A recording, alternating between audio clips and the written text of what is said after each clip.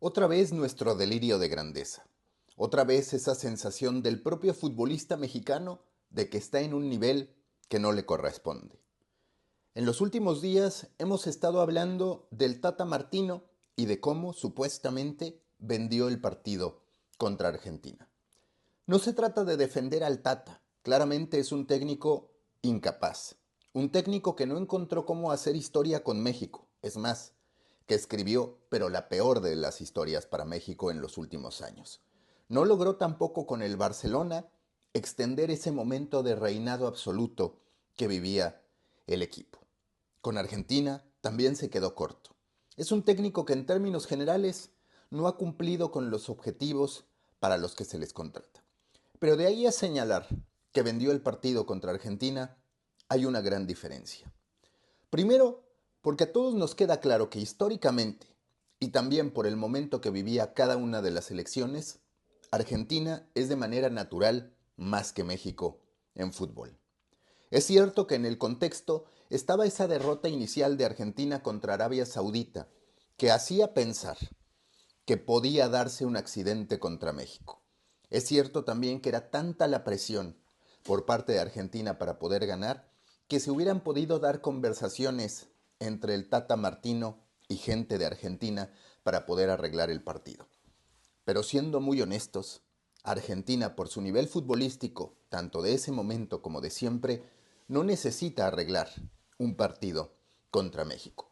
Lo que vimos en el México-Argentina fue en realidad sí un planteamiento miedoso, un planteamiento extremadamente conservador y un planteamiento absurdo, porque México jugó contra Argentina a no perder, a resguardarse atrás esperando que el 0-0 llegara hasta el minuto final, que se diera el silbatazo final sin que se hubieran hecho daño. México en ningún momento con el Tata Martino contra Argentina se planteó hacer un gol. Los delanteros estaban completamente abandonados, tomaban la pelota desde el medio campo y difícilmente llegaban a tres cuartos de cancha. Pero eso no significa que el Tata haya arreglado el partido. Sí significa que fue un técnico que magnificó los alcances de Argentina, que lo vio como un gigante. Un gigante sí histórico, un equipo que sí tiene peso, pero al que se le respetó de más. Lo que no se vale es que a partir de esta llamada conjunta de distintos jugadores de la selección mexicana, Edson Álvarez, el Chucky, Andrés Guardado, ahora pensemos que el único responsable de esa eliminación en primera ronda es el Tata Martino. Porque vamos a ser honestos, sí es un tanto inexplicable que no estuviera Edson Álvarez de inicio contra Argentina, pero no es Messi, pero no es un jugador extraordinario que hubiera llevado nada más por su sola presencia a la selección mexicana a otro lugar. Tenemos que reconocer, que ubicar, que entender y que aceptar dónde están nuestros jugadores en la escena competitiva internacional. Dice el Chucky Lozano que eran absurdas las concentraciones, que se les trataba como niños, que había un trato militar. Al futbolista mexicano no le gusta la disciplina, no le gusta el sacrificio, no le gustan las concentraciones con rigor y no les gustan los técnicos que son más tácticos, más estratégicos y disciplinados que motivacionales. Porque los futbolistas mexicanos van por la vida exigiendo condiciones que no les corresponden. Una selección como México, si quiere hacer historia, requiere disciplina, sacrificio y todo eso de lo que los jugadores se quejan al hablar de distintos técnicos cuando se les imponen medidas disciplinarias o cuando se les pide trabajar de más. Al comienzo del proceso, muy rápido, fugaz, de Diego Coca, lo mismo se decía. Es que se nos está exigiendo de más, es que estamos entrenando bajo condiciones que no funcionan. Por un lado, sí, el Tata Martino no era el técnico indicado para dirigir a la selección mexicana. El Tata Martino ya estaba harto de la selección mexicana cuando llega el Mundial, estaba pensando mucho más en irse que en quedarse.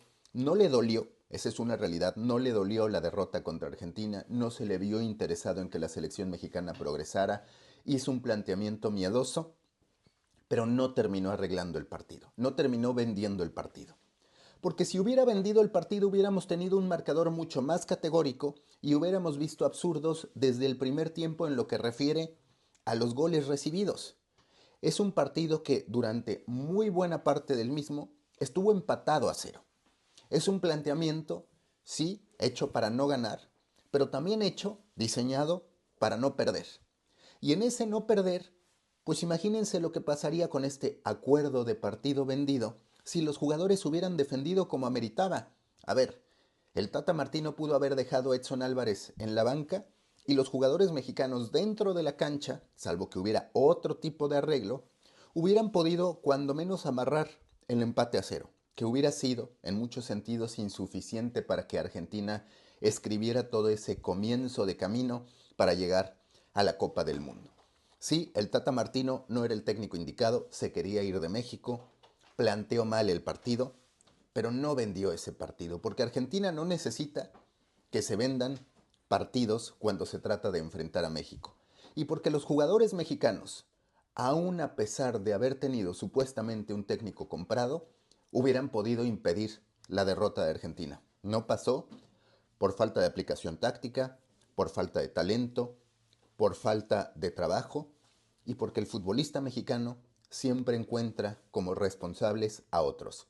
Fue Miguel Mejía Barón cuando no metió a Hugo Sánchez. Fue Manolo Lapuente cuando improvisó a Raúl Rodrigo Lara de central. Fue Javier Aguirre cuando decidió homenajear a García Aspe. Fueron todos ellos, fueron siempre los técnicos, nunca los jugadores. ¿Y qué termina pasando? Que los jugadores secuestran a la selección mexicana. Yo simplemente digo la cruda realidad.